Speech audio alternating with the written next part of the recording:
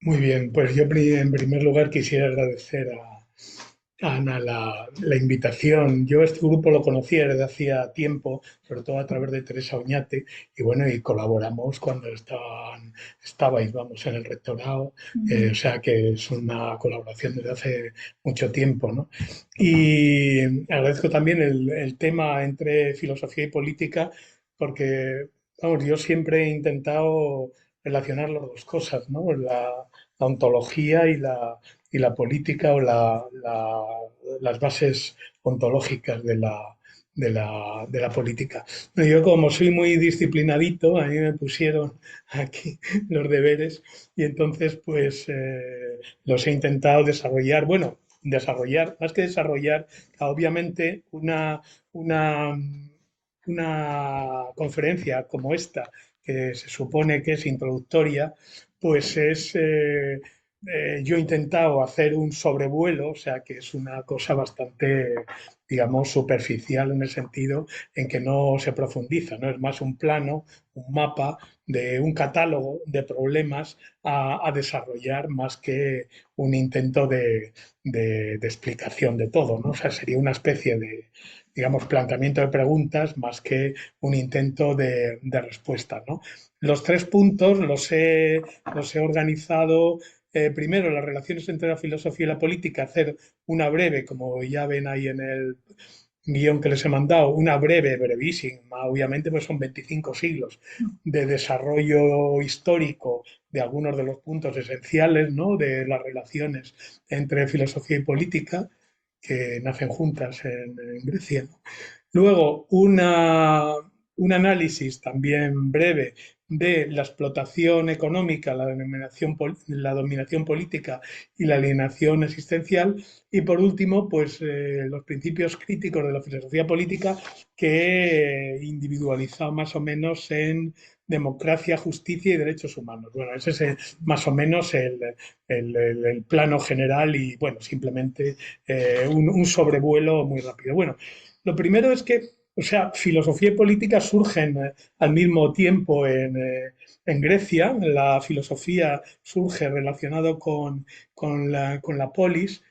Las dos se basan en el logos, en la palabra, es decir, son actividades basadas en la palabra. Las dos surgen en un contexto que podríamos llamar democrático, es decir, en un contexto en el cual, digamos, el poder del rey, del Basileus, ha, ha desaparecido o se ha atenuado, y también en un contexto en el cual la, la presión religiosa ha disminuido, ¿no? Entonces es un contexto, digamos, por un lado democrático y por otro lado un contexto laico, aunque aquello, claro, como siempre, las traslaciones de categorías son muy complicadas. Lo fundamental es que las dos suponen una reconstrucción de la palabra, una palabra que ya no es un oráculo como era antes, o sea, tanto en el ámbito religioso hablaba el Dios, ¿no? O sea, que iban a preguntar al Dios ahí a los oráculos, a Delfos, ¿no? Y los sacerdotes, vamos, la pitonisa recibía la inspiración divina de Apolo y los sacerdotes, como siempre, traducían eso a la gente, ¿no? Y la lengua como oráculo y la lengua como orden, como temies, ¿no? Como una especie de orden directa del Basileo. Bueno, pues la filosofía y la política cambian la utilización del logos y ya es un logos democrático, un logos abierto a todo el mundo y un logos, en cierto sentido, que se desarrolla en las asambleas. En la asamblea, digamos, política y en la asamblea, entre comillas, filosófica. Y ese logos no solamente es un logos hablado, sino que es un logos escrito. Es decir, aparece también la escritura, está en el núcleo, en el nacimiento de la filosofía, que enseguida se transforma en escritura, se transmite, aunque la mayor parte de los textos no nos han llegado, pero en principio la filosofía se transmite no solamente de forma oral, sino también de forma escrita, y lo mismo pasa con las leyes. Las leyes ya se graban, se graban normalmente, se escriben en tabletas o se inscriben en piedras para darle potencia, ¿no? O sea que no solamente un logos, sino un logos escrito. Bien, esto supone que la filosofía y la política democrática salen juntas en un contexto de democratización y de divulgación del saber y del poder que habían estado concentrados. O sea, la filosofía, en principio, permite a todos los seres humanos, bueno, aquí como siempre están luego las limitaciones, en fin, como siempre ya sabemos, la mujer quedaba, aunque había filósofos, quiero decir, y Platón daba igualdad de género, pero bueno, en principio, y claro, los esclavos y los extranjeros también solían estar fuera, pero en principio era una divulgación del poder y una divulgación del saber. En principio todo el mundo tenía derecho a hablar, todo el mundo tenía derecho a dar argumentos y no había una palabra sagrada ni una palabra, digamos, real, ¿no? Que fuera la última palabra. Bien, ese es el primer punto, ya saben más o menos toda la filosofía griega. El siguiente nivel es el nivel del cristianismo, la Edad Media, y también dura muchísimos años también, desde el final del helenismo hasta el siglo XIV-XV, el nacimiento de la modernidad. Ahí hay dos tendencias que se oponen a lo largo de toda la Edad Media, lo que podríamos llamar el agustinismo político y el aristotelismo político. El agustinismo, en la línea que sale de Agustín de Hipona, la línea fundamental es una línea, digamos, en la cual hay una especie de preponderancia del elemento religioso frente al secular. Ya saben que ahí la tensión entre el Papa y el imperio es fundamental.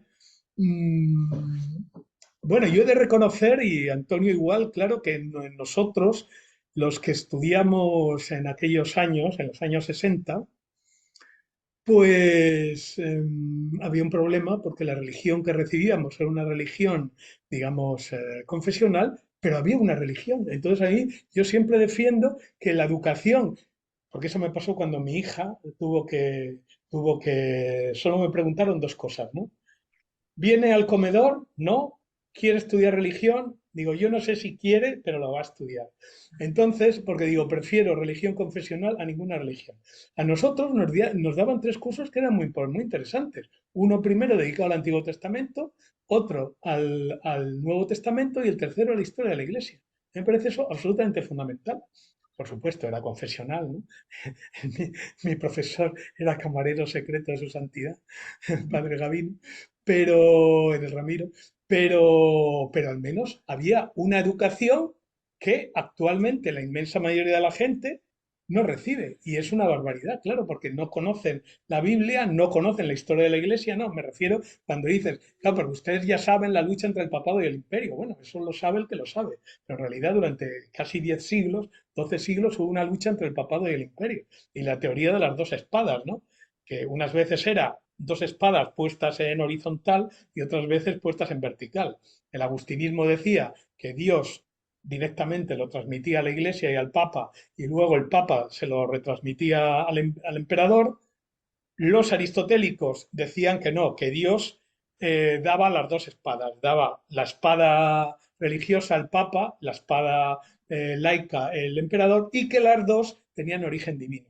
El aristotelismo político ha sido un elemento absolutamente esencial porque está en la clave del republicanismo y del nacimiento de la política moderna con Maquiavelo, ¿no? Eso nace en el republicanismo, pero es que el antecedente del republicanismo es el aristotelismo, ¿no? A partir ahí de Tomás de Aquino, yo siempre, vale, claro, suena como a ironía, pero yo siempre defiendo a Tomás de Aquino, que nosotros estuvimos en una universidad que teóricamente era tomista y que allí nadie sabía nada de Tomás de Aquino, pero Tomás de Aquino fue esencial porque fue el primero que decía, bueno, como en general los aristotélicos, claro, que el ser humano, el individuo, podía ser bueno y gobernarse a sí mismo sin necesidad de la gracia, lo cual es absolutamente esencial, pues supone una autonomía de la ética y una autonomía de la política. no se podían salvar sin la gracia, pero sí podían ser buenos sin la gracia. Ten en cuenta que la línea que va de Pablo a Agustín, bueno, y que luego retoman los protestantes, que parte de la maldad intrínseca del ser humano y del efecto tremendo del pecado, que no solamente tiene efectos sobrenaturales, sino también efectos naturales, cognoscitivos, éticos y políticos, que es la teoría del agustinismo político, pues el aristotelismo, ¿no? Marsilio de Padua, Dante, eh, y Tomás y Egidio, en fin, los discípulos directos de Tomás, insisten en que es posible una autonomía de la política que luego retomarán los republicanos. En el siglo XIV-XV, muy brevemente, claro, el humanismo republicano y el humanismo renacentista, que con la figura fundamental de Maquiavelo, pues hace una autonomización de la política respecto de la ética en la línea abierta ya por Marsilio de Padua, Dante y Egidio. Ahí ya se empieza a constituir la política como autónoma. Eso sí, siempre relacionada con la filosofía, que en este sentido, claro, si en la Edad Media era aristotelismo, platonismo, aquí era fundamentalmente la recuperación de Maquiavelo, el nacimiento, ya empieza a surgir la ciencia moderna con Copérnico, con Galileo, es decir, hay una especie es decir, que la política y la filosofía han ido siempre hermanadas. En el racionalismo del siglo XVII, XVIII, no, siglo XVII fundamentalmente, se desarrolla la autonomización de la política, la línea de Hobbes, ¿no? Hobbes es uno de los fundamentales en la teoría del contrato social, hay una especie de autonomización de la política respecto de la religión, y Spinoza también, Benedito de Spinoza, que desarrolla también una fundamentación filosófica, ontológica de la política y al mismo tiempo una aplicación de su filosofía inmanentista y materialista en la política, ¿no? En una política también fundamentalmente republicana en la línea, por un lado, aristotélica y maquiaveliana, pero por otro lado también en diálogo muy fecundo con el republicanismo holandés, que es uno de los elementos de las escuelas fundamentales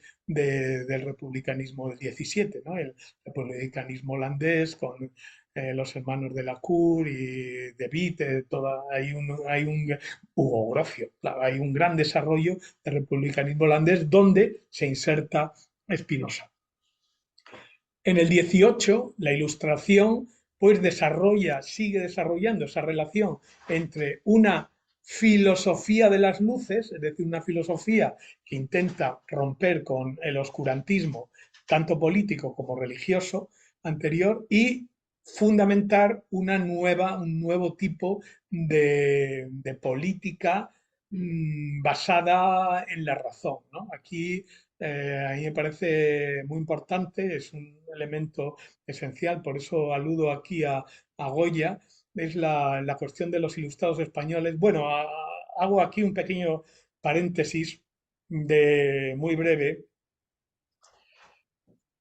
Yo pienso lo que decía aquel poeta, ¿no? Dice, entre todas las historias desgraciadas, la más desgraciada es la española.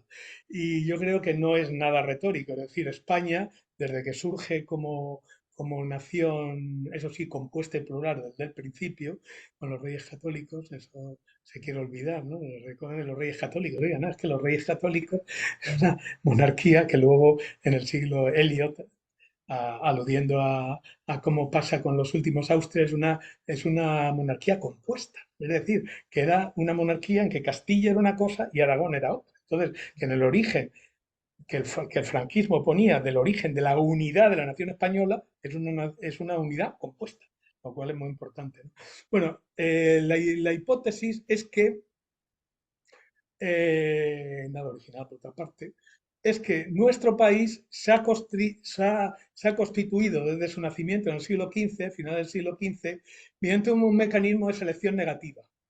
Es decir, una selección que echaba a los más listos a los más avanzados, a los más científicos, a los más liberales, entre comillas, y se quedaba con los más reaccionarios, los más brutos y los menos desarrollados, ¿no? Y eso se hizo desde el principio, porque no deja ser patético que la constitución de la unidad nacional se haga firmando decretos de expulsión de los judíos y de conversión necesaria, imprescindible de los musulmanes granadinos, rompiendo el pacto que el obispo de Granada, que era el confesor de la reina, había hecho con los nobles nazaríes para que se rindieran.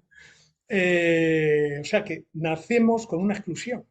Pero es que eso luego en el siglo XVI pasa lo mismo, pasa con los alumbrados, pasa con los erasmistas, pasa con los 2 o 3 luteranos. Luteranos tuvimos pocos. Eh, en el siglo XVII, Felipe III, la expulsión de los moriscos, y en el XVIII empiezan a echar a los afrancesados. Hay el caso de Goya, lo patético de Goya, ¿no? Por eso ponía ahí el sueño de la razón produce monstruos, ¿no? Que tiene dos lecturas. Una, la lectura ilustrada, cuando la razón se duerme, vuelven todos los monstruos, que si se acuerdan en el grabado son murciélagos y bichos nocturnos, ¿no? Una contraposición entre la luz y la oscuridad. Pero también tiene una lectura luego proto-romántica que diría el sueño de la razón, es decir, una razón solamente racionalista también produce monstruos. Entonces, claro, ahí está, y Goya da pábulo a los dos. Pero claro, ahí la importancia de Goya, ¿no? Es un problema fundamental. ¿Qué hacía un afrancesado en la época de Goya, ¿no? Moratín, Jovellanos, el propio Goya. Claro, por un lado, él como moderno, como ilustrado, tenía que pensar que lo que traían los franceses era la civilización. Ahora bien, esto lo hicieron tan mal, tan bárbara, que entonces, claro, entraron destruyendo. Entonces, claro, el problema es que la razón me la traen unos salvajes, me la traen quemando, me traen destruyendo. Entonces, el desgarro. Por un lado, tendría que ser como afrancesado pro-francés, pero al mismo tiempo, primero, porque soy español, pues claro, ese es el otro problema. Todas estas minorías expulsadas son igual de españoles que los otros. Es que, claro, ese es el problema, la anti-España. Pero es que da la casualidad que es que esta gente era tan española como nosotros. En ese sentido, eso es fundamental. Y esto, seguimos dentro del paréntesis, pero bueno, sigue siendo y lo estamos viendo de rigurosa actualidad, seguimos viendo que uno de los innumerables problemas que tenemos la izquierda en España es no tener una idea clara de la nación. Es decir, que no somos españoles. O no nos da vergüenza decir que somos españoles. Entonces, claro, ahí hay un problema realmente grave porque nos consideramos que nos metan en la anti-España. Digo, oiga, no, no, no, si es que yo soy igual o más español que usted, porque los que venden a la patria son ustedes, no nosotros. Siempre los que han vendido a la patria han sido, digamos, los vencedores, no los vencidos. Los vencidos siempre han cogido el exilio o han quedado bajo tierra, ¿no? Entonces hay un punto de una selección negativa que aún hoy, en el siglo XXI, sigue haciéndose. Es decir, y sería un problema, no nos quitaremos, digamos, la enfermedad de origen hispánica hasta que cambiemos el mecanismo de selección. Es decir, que no intentemos eliminar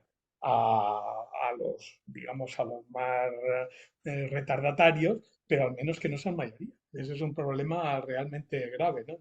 Entonces ahí está. Bueno, en el 10 en el 19 los liberales les pasaba lo mismo. Ahí si uno va al museo del siglo XIX, antiguamente en el Casón del Buen Retiro, pues ahí estaban. Es que cada 10 años o cada 20 años había los liberales subían 3 añitos, los echaban, otra revolución y otra vez. Y así durante todo el siglo XIX. O sea, pequeñas llamaradas liberales en un mar conservador.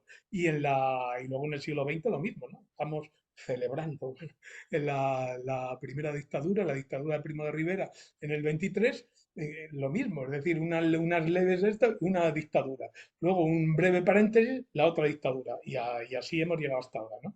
Entonces unos elementos en que digamos, la política basada en filosofías más avanzadas eran las que han sido minoritarias y perseguidas, ¿no? Y bueno, ya el fin solo, pues eso ya es nuestra historia, ¿no? Socialismo y el marxismo, claro, y ahí siempre el socialismo ha tenido una base marxista, también otras bases, pero fundamentalmente una base marxista, es decir, que ha sido siempre una filosofía, o mejor dicho, una política que intentaba basarse en una filosofía. O sea, era una especie de fundamentación teórica de la política, no en un sentido empírico, ¿no? Eso se ha hecho de una forma a veces demasiado rígida, tanto la Segunda Internacional como la Tercera Internacional, ¿no? Es decir, había una confianza demasiado fuerte en que teníamos, decíamos Antonio y yo, Adrián, de que teníamos la mano en la rueda de la historia, ¿no? Y claro, todo eso, pues claro, eso afortunadamente ya nadie lo piensa, bueno, casi nadie lo piensa, pero lo que sí sigue quedando es la necesidad de fundamentar la política en una teoría lo más fuerte posible, ¿no? Es decir, que filosofía y política siguen estando paralelas o tienen que ir de la mano, ¿no? Bueno, esto sería, como ven, una abuela pluma del primer punto. El segundo punto, que tendría que ir más breve, ¿no?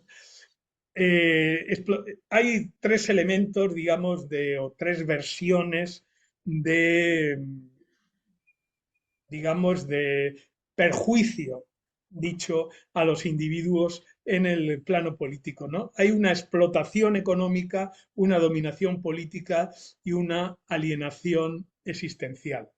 Cuando nosotros estudiábamos, por allá por los años 70-80, esto estaba muy de moda. Es decir, había una gran discusión sobre estas tres categorías, ¿no? La explotación económica, la dominación política y la alienación existencial. Eran momentos en los cuales, bueno, pues había una recuperación del marxismo, sobre todo en toda la idea de la explotación económica. Y ahí había, yo aquí solamente he aludido, esto, claro, hay toneladas bibliografía sobre ella, dos teorías de la explotación, digamos, las dos más clásicas.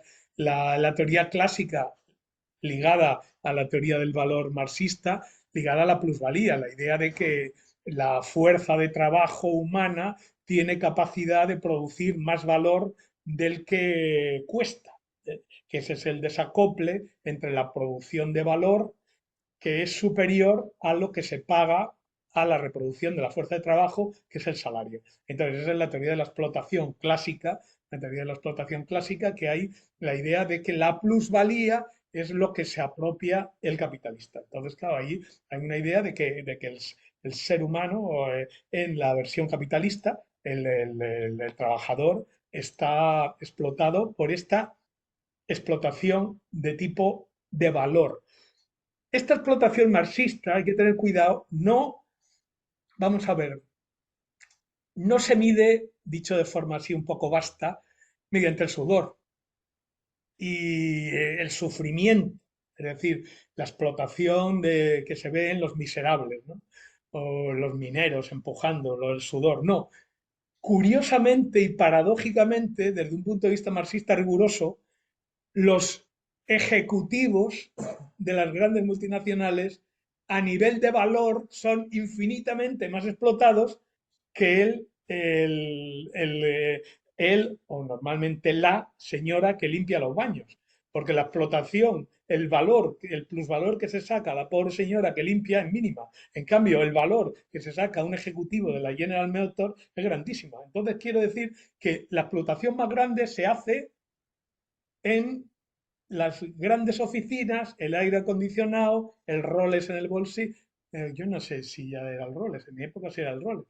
Ahora son smartphones más, pero bueno, esa idea del vestido de Versace o esas cosas es el más explotado desde el punto de vista teórico. Es muy importante esto, porque hay veces hay una concepción pauperista de la explotación, el pobrecillo que sufre y tal, que eso es verdad, pero que desde el punto de vista marxista ortodoxo, pues no es el menos explotado, aunque a nivel físico sea el más desagradable, claro.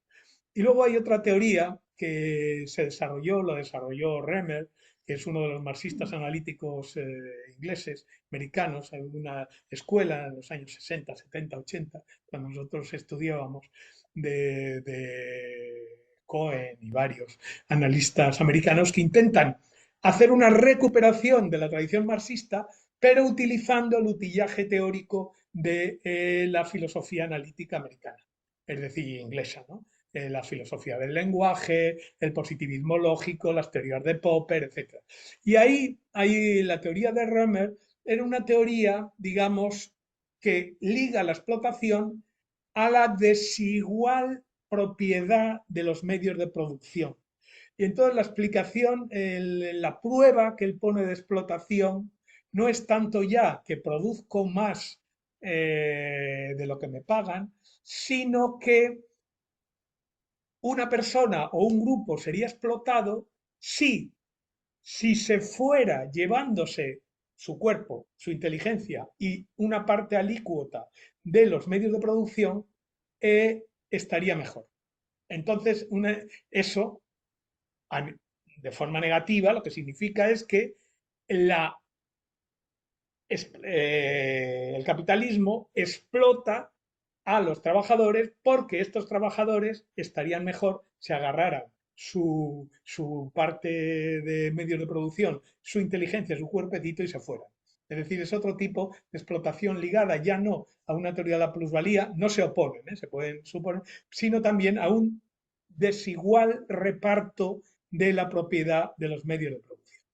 Bueno, simplemente una alusión, ya digo, esto hay toneladas de textos sobre esto. El segundo es la cuestión de la dominación política. Bueno, ahí en nuestra época una de las discusiones que había, y bueno, Antonio dedicó su tesis doctoral a la teoría marxista del Estado. Una de las cuestiones que, que se encontraba en esta época de los déficits que tenía el marxismo clásico, al menos entendiendo el marxismo clásico, la línea dominante, segunda internacional, tercera internacional, o sea, Kautsky y Lenin, que en principio tampoco estaban tan separados. Al fin y al cabo, Lenin era un kauskiano más o menos revirado. Entonces, esa es la línea mayoritaria, pero se decía que esa línea mayoritaria tenía como dos grandes carencias. Bueno, tenía muchas, pero en principio dos fundamentales. Una teoría del sujeto. No había una teoría del sujeto fuerte, aunque en esta época se empezó a recuperar por la relectura o la lectura, porque no se había hecho nunca, de los escritos del joven Marx, especialmente los famosos manuscritos que nosotros leímos pues cuando se acaban de publicar, es decir, en el año 66, 67, 16, 17 años, pues ahí leímos la traducción de Rubio y Llorente en Alianza, los manuscritos. Ahí sí hay una teoría del hombre, una teoría del sujeto, que fue recuperada por algunas líneas del marxismo humanista de aquellos años, ¿no? Frente a los cuales luego salió Luis Althusser. Pero bueno, esa es una de las carencias. Y la otra carencia era una filosofía política. No había una teoría del Estado desarrollado por Marx. Si se acuerdan, uno de los proyectos que se conservan del proyecto teórico de Marx eran 6 libros y el último era el Estado. Y claro, se quedó en el primero, en el Capital. Entonces, claro, el proyecto general marxista de hacer un análisis marxiano de Marx, de hacer un análisis de todo el capitalismo, pues solamente se quedó en el primer tomo y dejó el Estado. Entonces, no ha habido una reflexión. El propio Marx casi lo mejor que hace de política es lo que hace en sus libros de historia, fundamentalmente cuando analiza la historia francesa, ¿no? La historia de la revolución, la historia de la comuna. O sea, cuando hace análisis concretos es cuando de verdad hace un análisis político más claro. Y en cambio, cuando hace reflexiones de tipo teórico, bueno, que ha hecho poquísimas sobre el Estado, cuando era joven, discutiendo con Hegel, pero poco más, pues eso no se ha desarrollado. Y luego la Segunda Internacional tampoco desarrolló mucho, algo a partir del último Engels, Kautsky, una línea del socialismo democrático, algo toda la discusión como entre Bernstein, Kautsky y Rosa Luxemburgo, en fin, sobre la cuestión del parlamentarismo en los años 20 en la República de Weimar, pero tampoco lo hicieron mucho. Y los leninistas, pues al final, o sea, los bolcheviques tampoco, la tradición comunista tampoco desarrolló enormemente la, la reflexión sobre el Estado, ¿no? Entonces había como mucho una especie de una idea de que fue lo que analizó Antonio, una especie de una concepción instrumentalista del Estado, o sea, el Estado como un instrumento al servicio de la clase burguesa. Y luego algunos autores, entre ellos el gran Pulanzas, que fue un cerebro gigantesco, sobre todo en estos campos, desgraciadamente se suicidó, pues Pulanzas, que era un comunista griego afincado en París, de corte altiseriano, fue uno de los que más avanzó en la idea de la autonomía de la política. Y luego otro que lo trató, pero el hombre también fue eliminado por el fascismo, o sea, por el fascismo literal, por el fascismo italiano, que fue Gramsci, que también hizo unas grandes intuiciones que luego se recuperaron en los años 70, pero quedó también en eso, en intuiciones, ¿no? Es decir, que tanto la versión liberal como la versión marxista clásica, la cuestión de la dominación política entraron mal con ella, entraron mal. Entonces, en nuestra época, nosotros recibimos a Foucault. Entonces, Michel Foucault fue justamente el que, en oposición tanto a la tradición liberal como a la tradición marxista clásica, intentó desarrollar una teoría del poder y no tanto una teoría del Estado, sino una teoría del poder que tuviera en cuenta la dominación política. Y lo importante fue que frente a la tradición clásica, tanto liberal como marxista, que no tienen tanto una filosofía política como las dos opuestas, pero cada una en la misma línea, tienen una crítica de la política. Hay una crítica de la política liberal que, bueno, que los liberales no quieren política, los liberales quieren un Estado gendarme que controle que se cumplan los contratos y punto, y orden público, no necesita más. Todo lo que sea más superar ese microestado es peligroso porque además es confiscatorio, roba la libertad y tal. O sea, tiene una crítica. Y la tradición marxista clásica lo mismo. Piensa que el Estado es un instrumento de la burguesía y que entonces no hay que desarrollar una teoría política, sino una crítica de la política, ¿no? Entonces nosotros ahí recuperamos, y yo ahí recupero un poco la idea del poder, la idea del poder de Foucault, ¿no? Y yo creo que uno de los elementos centrales de la idea de poder de Foucault, y además es muy importante porque es antiintuitiva, es la idea de romper la idea de poder como pura negatividad, como pura coerción, como pura represión. En ese sentido, él inicia su historia de la sexualidad diciendo nosotros los victorianos. Y no, es que el poder no solo reprime, el poder es una especie de fluido, o sea, las tesis fundamentales de Foucault es que el poder no reprime, sino que genera, es creativo, el poder impulsa. Segundo, el poder no está concentrado en el Estado, sino que es una especie de fluido que fluye. Y eso le quita también el elemento negativo del poder. Dice, el poder es importante, el poder es imprescindible, es el cemento social. El problema es cuando el poder se coagula en dominación. Es decir, cuando las relaciones de poder que pueden ser flexibles, democráticas, irreversibles, se coagulan en relaciones de dominación que ya, primero, son rígidas, son unidireccionales, de arriba a abajo, y no son reversibles. Es decir, no es la idea de que de cambiar los modelos, ¿no? Sino que se coagulan. Entonces, ese es el problema. O sea, que hay una crítica de la dominación, pero no una crítica del poder como poder. Y ahí es importante el carácter productivo del poder. El poder produce instituciones y produce, y es un elemento absolutamente central, solamente lo aludo, pero es un desarrollo que, bueno, todos los últimos años, de hasta el 84, de la obra de Foucault, está dedicado a eso, ¿no? Al problema de la relación entre verdad y poder, que es que el poder genera la verdad, genera verdad. Es decir, que la verdad es algo que se da en unas estructuras de poder dentro de lo que se podría llamar políticas de la verdad. Cada sociedad, cada época tiene una política de la verdad y eso es de qué es lo que construye la verdad y eso está ligado directamente al poder, ¿no? Ese es el...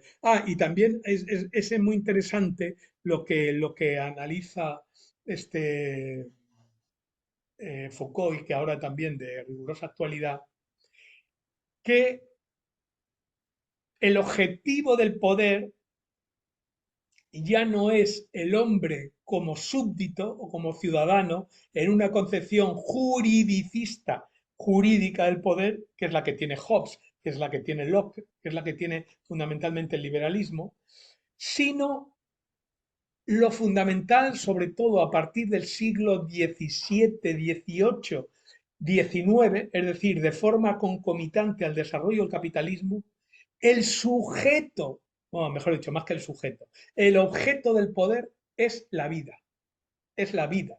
La vida en sus dos aspectos. En lo que él llama la anatomopolítica, es decir, la vida del cuerpo, y ahí está todo el desarrollo a partir del ejército, especialmente del ejército el que nos derrotaba a nosotros en las Provincias Unidas, ¿no? El ejército holandés, ¿no? De Guillermo de Nassau y tal, son los primeros que hicieron la construcción del ejército moderno, más moderno. El primer ejército moderno es el español, es el del los tercios y todo esto, ¿no? Pero el segundo, el ya más tecnificado, el que utiliza ya armamento, el que utiliza una disciplina más rígida, el que utiliza mosquetes, es vamos, el que se ocupa de la disciplina a nivel teórico, desarrolla tratados, es el ejército de Guillermo de Nassau en la República, vamos, en la República Holandesa, ¿no? En las Provincias Unidas. Entonces, esa, es el ejército, el primero, que se ocupa de los cuerpos para convertirlos en máquinas eficientes. Eso luego, claro, pasa rápidamente del ejército a la fábrica. Todo el culmen es el taylorismo, ¿no? Cómo se hace un análisis de los cuerpos humanos como máquinas eficientes y se obliga allí con el ingeniero cronometrador obligando digamos, a desarrollar al máximo las potencialidades en la fábrica fordista ligada a la cadena de montaje.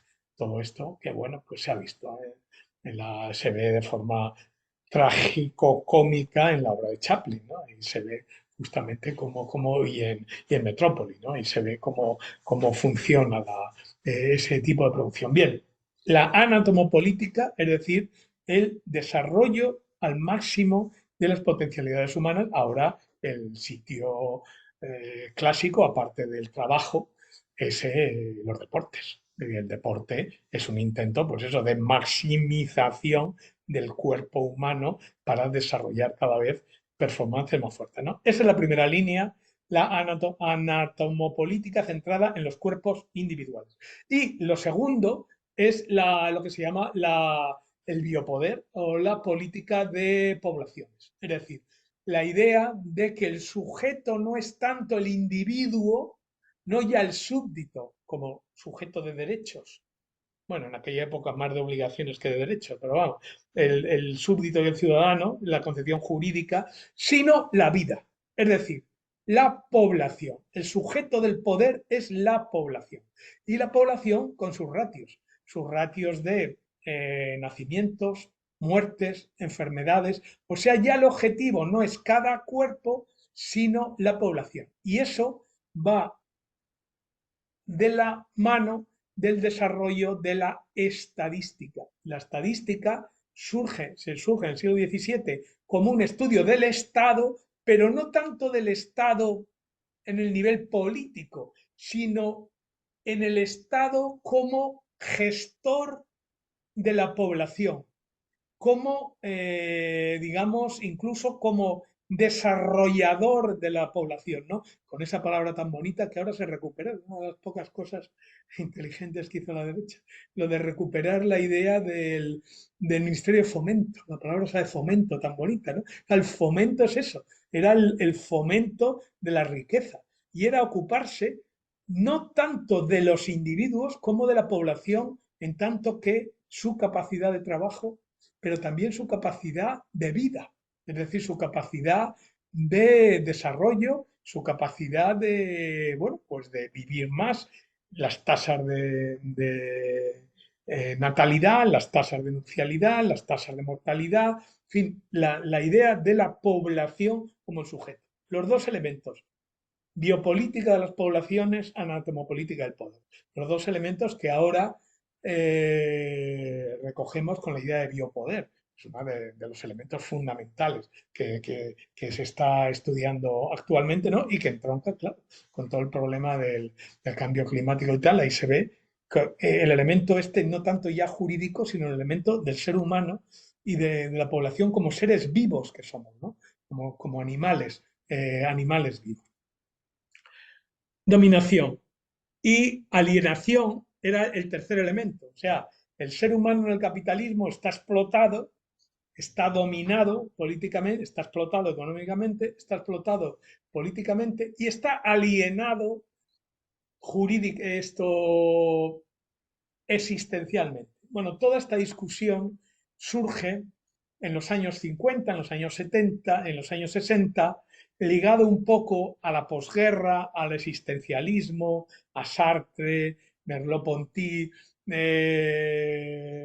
Jasper, Heidegger menos, porque el humanismo lo llevaba un poco peor. Pero bueno, la idea fundamental es, hay una especie de recuperación, ya he dicho, de los textos del joven Marx, y hay una especie de desarrollo de humanismo marxista, tanto aquí en Occidente, ¿no?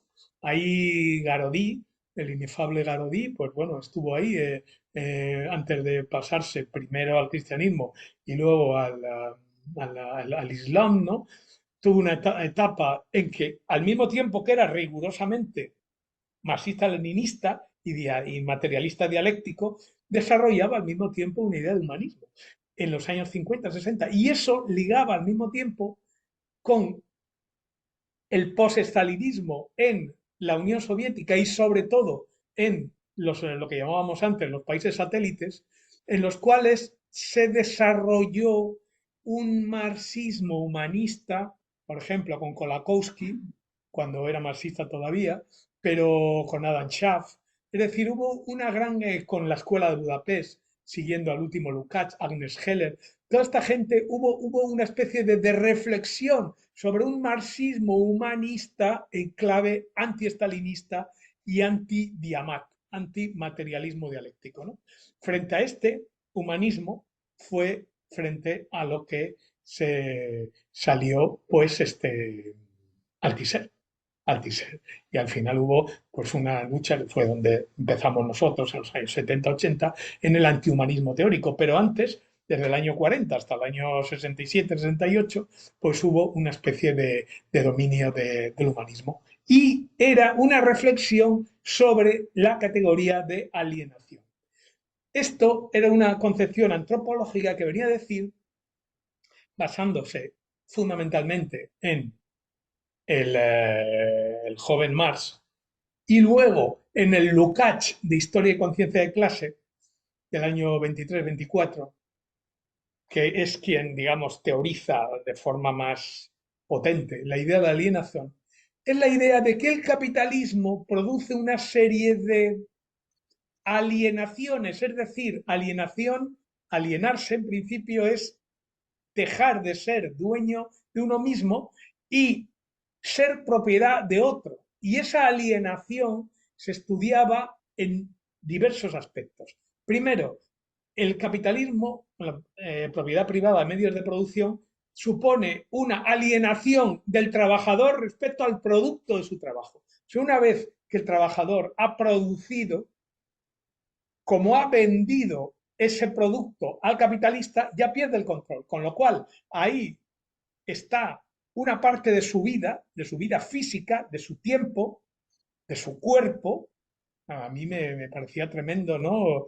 El, es una cosa muy, muy impactante el pensar que todos nuestros chips están llenos, es una barbaridad, pero es verdad, están llenos de partículas, de ojos, de chicas jóvenes, fundamentalmente en el sudeste asiático, que se dejan los ojos literalmente haciendo microsoldados.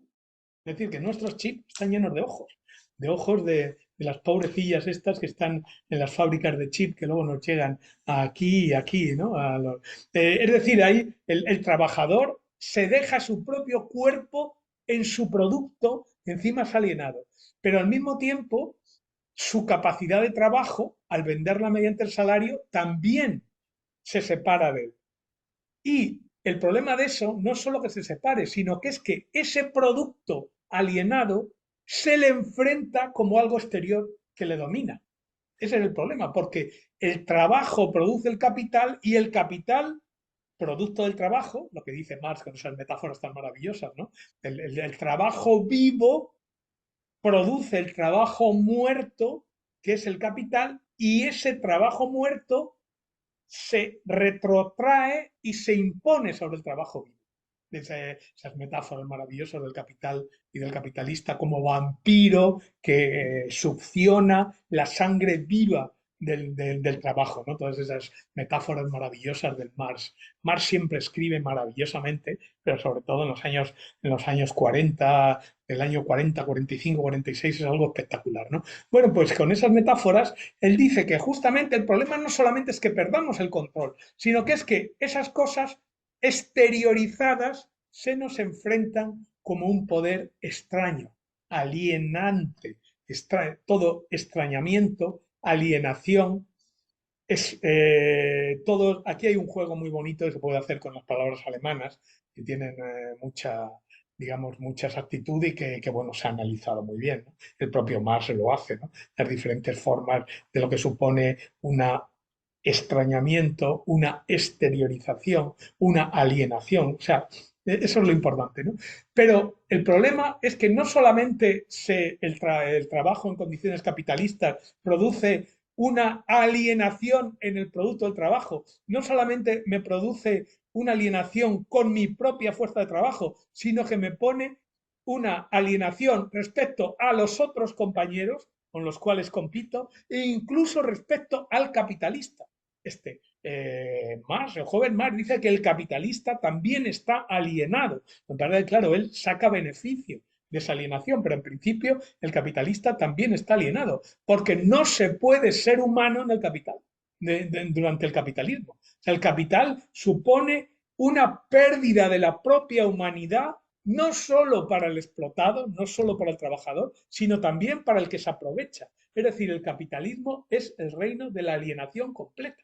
Lo que pasa es que, digamos, los propietarios, los capitalistas, esa alienación la llevan, entre comillas, mejor porque están, digamos, en la parte dominante, pero desde el punto de vista humano están igual de alienados que el ser humano, ¿no? que el trabajador. Es muy importante esto, porque la ideología liberal es que el capitalismo es esencialmente humanista. No, señor, es que el capitalismo, por definición, es antihumanista.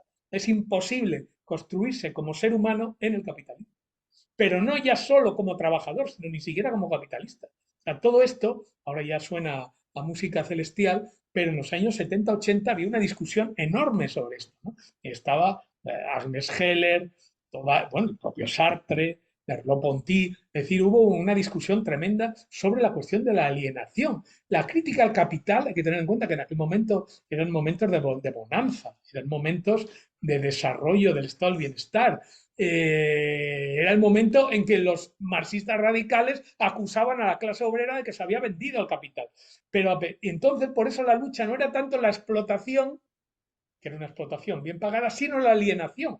Porque me decían, pero oiga, El capital decía, oiga, pero si ahora los obreros viven mejor que nunca. Pero claro, entonces el ataque era sí, pero siguen alienados.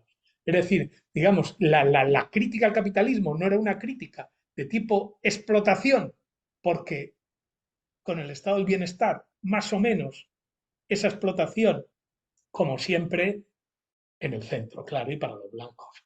Si nos vamos, cruzamos el estrecho, ya la cosa se estropea. Pero bueno, hablando para lo nuestro. Y a nivel económico, a nivel político, la democracia, partidos socialistas, comunistas, el estado del bienestar, es decir, cuando nosotros éramos pequeños.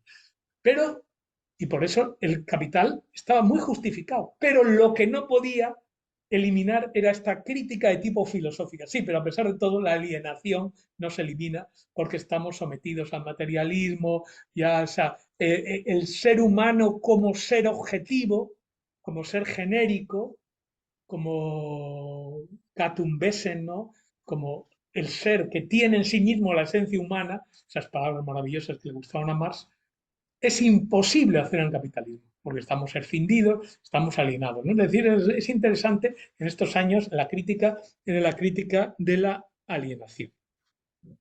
Bien, y ya voy a ir decir tres cosas brevemente, sí, justo lo que me queda.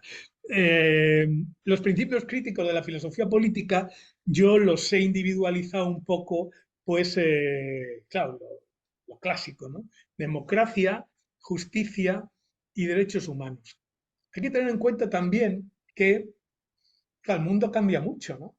Pero yo me acuerdo de cuando nosotros éramos pequeños, eh, la famosa transición y todo eso, las líneas marxistas radicales consideraban que todo esto, es decir, la democracia, la idea de justicia y los derechos humanos, eran mandangas burguesas y que no nos teníamos que ocupar de eso, que era un problema que no nos afectaba, que lo nuestro era la revolución, ¿no? Entonces, claro, ahí había una especie de desprecio, la democracia burguesa, no se decía la democracia burguesa. Solamente cuando en momentos como en los actuales, en los cuales las democracias burguesas, hasta las más desarrolladas, bueno, si es posible, democracia burguesa, por otro punto, otro paréntesis, otra cosa que hay que aprovechar y decir siempre, que capitalismo y democracia son absolutamente incompatibles, son lógicas inviables, son lógicas contradictorias. O sea, es imposible un capitalismo democrático. O sea, es algo que justamente lo que ahora se identifica y que justamente se denigra todo lo anticapitalista como antidemocrático, cuando es absolutamente imposible un capitalismo democrático. El capitalismo, como mucho, es censitario. Es decir, que paguen, o sea, que voten los que pagan censo, es decir, los propietarios, que al fin y al cabo son los que votan jugándose algo. Los proletarios, como no se juegan nada, pueden pedir lo que quieran. Por eso es que el capitalismo, la idea de democracia que tiene la democracia censitaria, solamente los propietarios.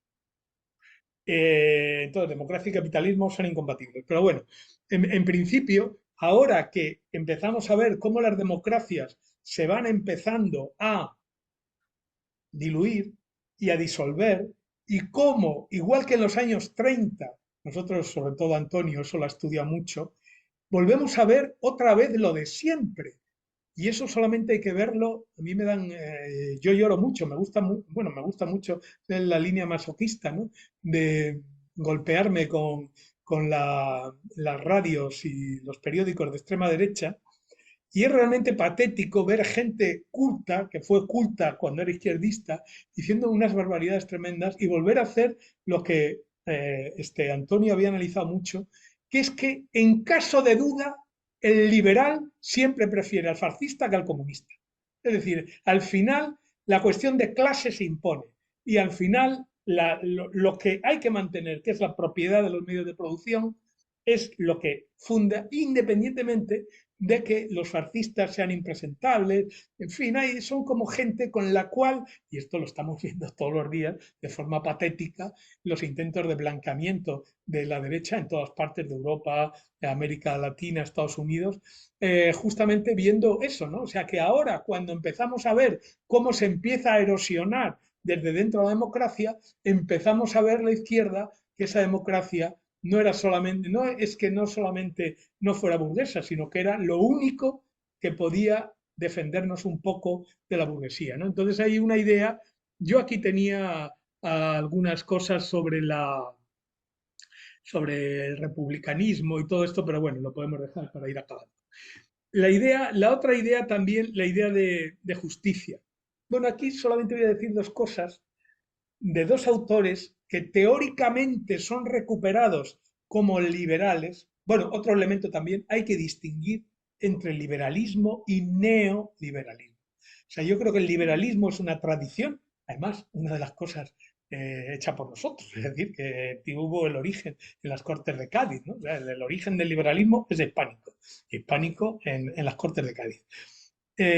Aunque los pocos liberales que había en el siglo XIX, como he dicho antes, se tenían que ir o los fusilaban, como a Torrijos y toda esta gente, o los asesinaban, como a Espartero, etcétera. Es decir, que el liberalismo no tiene nada que ver con el neoliberalismo, pero hay dos grandes teorías de la justicia, una la de Rawls y otra la de Nozick, que curiosamente yo las interpreto como que una de las conclusiones que se sacan es que aplicándolas literalmente el capitalismo es injusto, ¿no? Brevemente, para Rawls dice que hay dos principios. Un principio de igualdad, que hay que repartir lo que él llama los bienes naturales y sociales, que son bienes económicos, bienes de alimentos y bienes sociales como la libertad y la igualdad. Hay que repartirlos entre todos, no admitiendo ninguna división desigual, a no ser que una división desigual de algo vaya en beneficio de los menos favorecidos. Es decir, la regla maximin. El objetivo es maximizar lo mínimo. ¿Y por qué? Porque él hace una reconstrucción del famoso contrato social, lo que él dice, una elección bajo el velo de ignorancia. ¿Qué principios de justicia elegiríamos si no supiéramos lo que nos iba a tocar? Entonces, la racionalidad exige aplicar la regla maximin, es decir, maximizar el mínimo. ¿Por qué? Porque me puede tocar. Como yo no sé dónde me va a tocar, lo que me interesa es que el peor sea aceptable. La regla maximin. Claro, el problema de eso es que si se aplica literalmente, el capitalismo es injusto, porque el capitalismo no aplica la regla maximin. Las desigualdades del capitalismo no están hechas para favorecer a los menos favorecidos, sino para favorecer a los más favorecidos. Con lo cual, aplicando literalmente el principio de diferencia de Rawls, el capitalismo es injusto, porque sus desigualdades no favorecen a los más desfavorecidos. Y otro, que este sí es literalmente ya anarcoliberal, que es Nozick, él no se va a Kant, sino que se va a Locke, el fundador del liberalismo. Retoma la idea de Locke, ya saben, fundador del liberalismo y del contrato social. Hay dos contratos sociales, un contrato social autoritario, el de Hobbes, y un contrato social semidemocrático, que es el de Locke. Locke dice, Dios creó la naturaleza para todos los seres humanos. Ahora bien, cada ser humano puede apropiarse de un trozo de naturaleza. Hay una discusión muy divertida, si apropiarse es tocar o incluso vale si tirar una lanza ya valía, ¿no? Clavar la lanza ya valía para eso. Pero lo importante es lo que llaman los cultos la loquean proviso, es decir, la condición loqueana. Dice, primera parte, que es la única que suelen coger los liberales. Se está agotando la batería. Dice, el ser humano puede apropiarse de todo lo que quiera, de lo común, y sobre todo de todo aquello con lo cual mezcle su trabajo. Punto. Pero ahora viene una coma y viene de lo que han provisto, la condición, siempre y cuando que deje suficiente de igual calidad para los demás. Cuidado. O sea, yo puedo llegar toda la tierra que quiera, cogerla, siempre y cuando que deje. Lo que han provisto no se cumple en el capitalismo. El capitalismo, siempre que llega, ocupa todo sin preocuparse para los demás. Por lo cual, incluso desde Nozick, no solo desde Rawls, el capitalismo es injusto. Y ya para acabar, que estoy llegando clavado, es la idea de los derechos humanos. Bueno, también cuando yo era pequeño, escribí un artículo sobre la cuestión judía, que es uno de los textos más bonitos, más maravillosos de Joven Marx, de Judenfrage, que, bueno, que aparte del tema, el tema era la cuestión de la libertad religiosa, y la libertad religiosa sobre todo del judío, o sea, qué libertad religiosa tenía que tener el judío en la Alemania de 1840. Pero ahí hace una reflexión muy interesante Marx sobre los derechos, y dice, el problema de los derechos en una sociedad capitalista es que se distinguen los derechos del citoyen, y ahí utiliza la palabra francesa, de los derechos del hombre. Y dice, ¿qué problema hay? Que los derechos del ciudadano son derechos formales del individuo como sujeto político. Pero el problema es que los derechos del hombre son los derechos del hombre como bourgeois, es decir, como trabajador y sobre todo como propietario. Entonces hay una contradicción entre derechos formales y derechos materiales. El capitalismo, el liberalismo se ocupa de los derechos formales, pero pone entre paréntesis los derechos materiales hasta que a partir de los años 40-50 se empezaron a desarrollar con Marshall me parece, los derechos de segunda generación, derechos sociales y políticos, y luego ya a finales de los 90 los derechos de tercera generación, que son por ahora los más avanzados, son las cuestiones ya ligadas a la vida sexual, a la cuestión de los derechos colectivos de las culturas y ahora pues los derechos ligados al cambio climático y a la supervivencia como especie, ¿no? Entonces hay esa especie de recuperación de esos derechos y hubo ahí una discusión sobre, a partir de Van Parijs y en la cuestión de la renta básica, aquello que fue también otra de las cosas que metimos hace unos años en el debate, que es la idea de que la libertad formal necesita libertad material y que la libertad material en situaciones de paro y desempleo estructural, como pasa en las sociedades desarrolladas, no es posible asegurar la libertad formal con una libertad material basada en el salario. Y por eso la idea de la renta básica universal, ¿no? Es decir, una especie de pago a todos los ciudadanos y residentes legales. Ese es el problema, pero bueno, en principio ciudadanos residentes legales que se le da un dinero simplemente por existir como una especie de renta de ciudadanía universal e incondicional, solamente por el hecho de existir. Esa es la forma de que las libertades formales se conviertan también en libertades materiales.